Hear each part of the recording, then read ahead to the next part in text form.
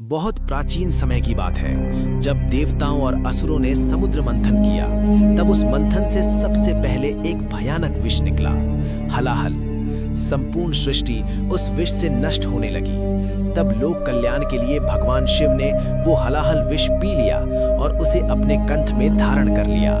उसी विष की अद्भुत ऊर्जा से समुद्र के भीतर एक तेजस्वी पराक्रमी असुर उत्पन्न हुआ। उसका नाम पड़ा जालंधर। जालंधर जन्म से ही अत्यंत शक्तिशाली था। उसकी शक्ति इतनी प्रबल थी कि स्वयं देवता भी उससे भयभीत रहते थे।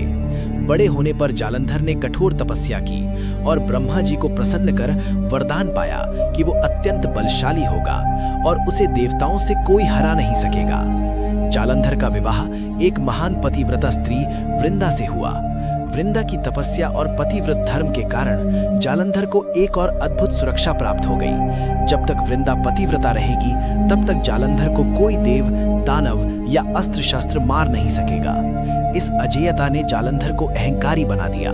उसने स्वर्ग पर आक्रमण कर दिया, देवताओं को पराजित किया और तीनों लोकों पर अपना अधिकार जमा लिया।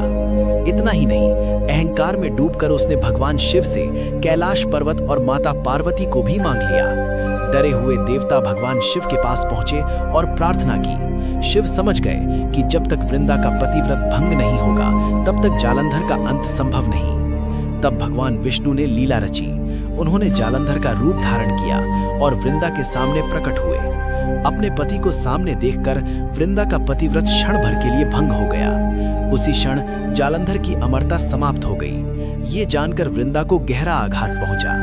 उसने विष्णु जी को श्राप दिया और स्वयं सती हो गई। आगे चलकर वही वृंदा तुलसी माता के रूप में पूजी गई। अब जालंधर निर्बल हो चुका था।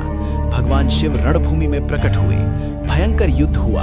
आकाश कांप उठा, पृथ्वी थर्रा गई। अंततः भगवान शिव ने अपने त्रिशूल से जालंधर का वध कर दिया।